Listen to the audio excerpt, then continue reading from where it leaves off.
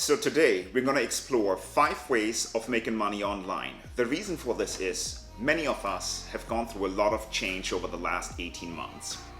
With the pandemic came work from home for the lucky ones. The majority of my friends and acquaintances who had a good enough setup at home loved it. As a result, many Americans are quitting their jobs and the media is calling it the Great Resignation 2021. The Harvard Business Review has not only published an article about the topic, but they've also produced a resource video about how to quit your job. Clearly, a lot of us are redefining how we like to work. Now, I don't think quitting your job without a backup plan is a solution to things. I get it. I'm divorced. I co-parent 2 amazing daughters. I'm constantly pressed for time. And yes, flexibility is key. So for those of you who are looking to work on building additional income streams to create more freedom and flexibility, this video is a good starting point. In addition to this video, I'll have a resource list for you to which I'll link in the show notes. Hey ladies and gents, boys and girls, I'm Ace and I like to explore thoughts that make a difference. In this video, we'll be looking at 5 ways how to make money online ranked from easiest to hardest. Easier ways are, well, easier to start, but are less scalable, generate less income, and are more like a job. As I'm getting to the heart of things, the income and scalability potential go up, but things are also harder to launch and implement. I'll include some of the best tools and resources I know of, and I'll name some of the leading experts in each domain, so you can choose what option might be most suitable for you. So let's go! Number 1. Teaching something you already know. But Ace, I don't know what to teach. Homie, you speak English, right? My friend Christiana Russell, co-founder of We The Plug, taught English as a side hustle while bootstrapping her business. She taught on platforms such as DaDaABC or Talk 51, making consistently between $2,000 and $4,000 a month. Her biggest piece of advice is run things like your own business and conduct yourself accordingly. If you have other academic subjects you like to teach or other hobbies, you can look at a platform like preply.com. They have over 100 subjects, including languages, school and university subjects, hobbies, and arts you can teach. If you want to make things even simpler, you can post whatever skill you like to teach via your social media accounts, your school, university, or work bulletin boards, and then use Zoom or Skype to teach your lessons. One of my clients was an excellent chess teacher, and he has made teaching chess online his full-time gig. Now he teaches what he loves and does so on his own terms. And in order to receive payments while teaching online, you can set up just simple platforms or use simple platforms such as PayPal or Venmo. Number 2, if you want to kick it up a notch, consider freelancing. There are a couple of great platforms where you can start your freelancing journey, such as Fiverr and Upwork. The truly amazing thing about these platforms is that they're international. I worked with a Nigerian WordPress developer, a Pakistani video editor, and a US-based proofreader.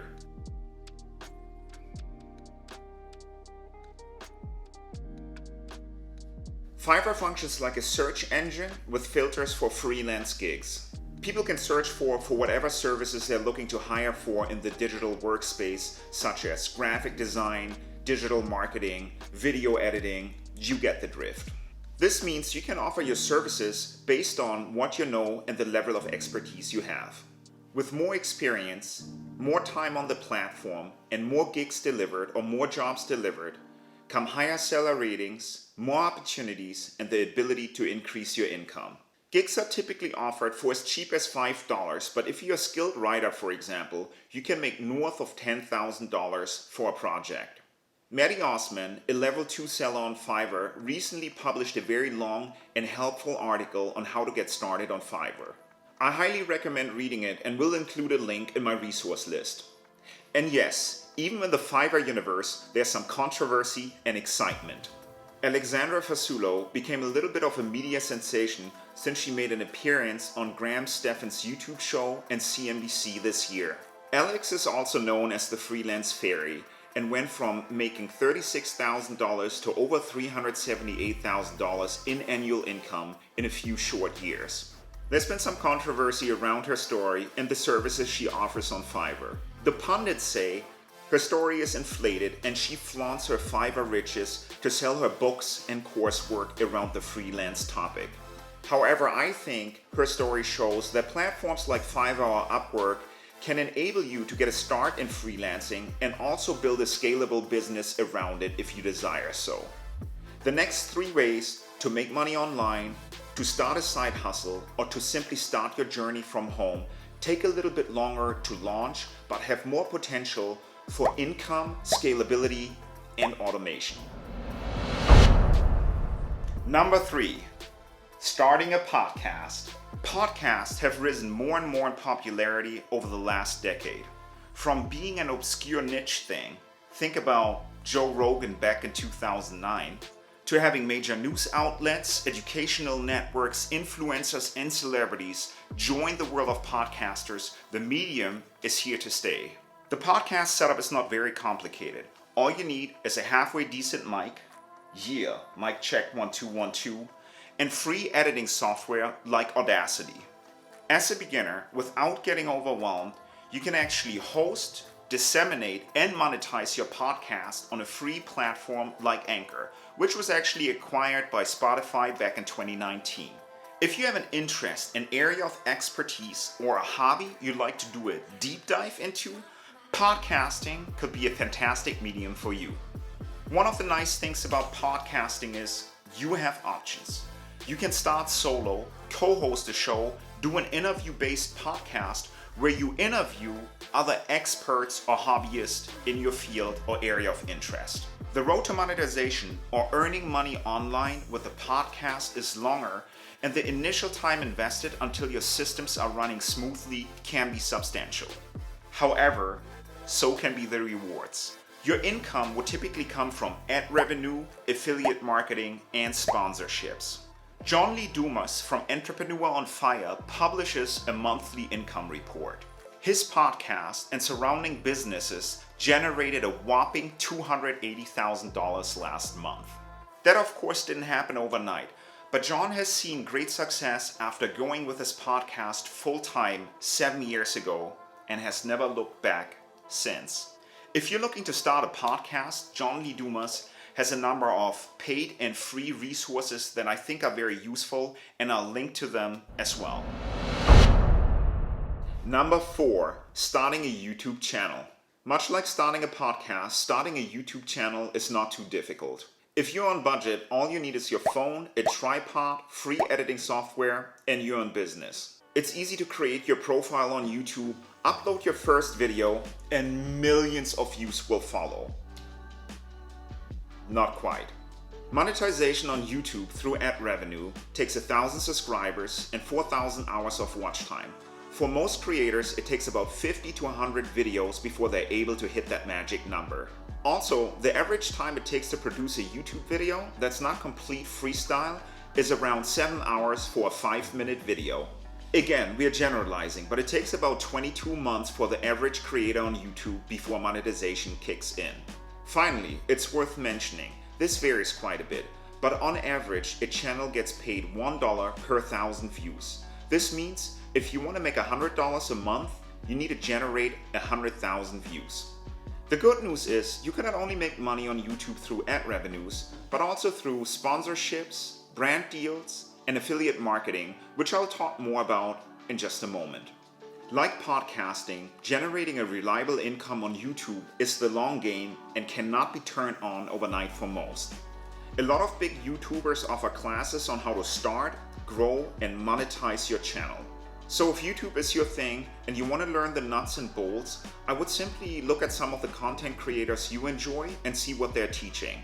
For example, Marcus Brownlee, who runs one of the biggest tech and consumer electronic channels on YouTube, teaches a class over at Skillshare that teaches you how to script, shoot, and edit your videos.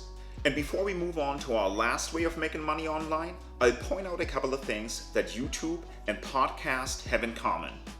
1. They're not the easiest way to make money online. 2. They take a while before you can expect to earn money. 3. They are scalable and many other opportunities can potentially come your way. Number 5.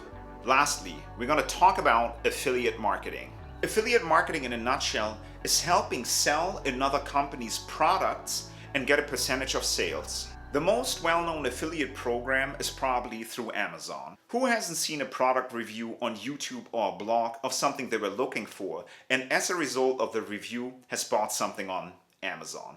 The reviewer, typically speaking, has a link from their blog or YouTube channel to Amazon and earns a small commission based on what was purchased from sending a client to Amazon. There are 2 ways to start in affiliate marketing. Well, maybe more. 1. You build a website for a very specific niche. You create great content around it to get it ranked, so when people search for it on Google, they can find your website. You can also send traffic via paid advertising to your site.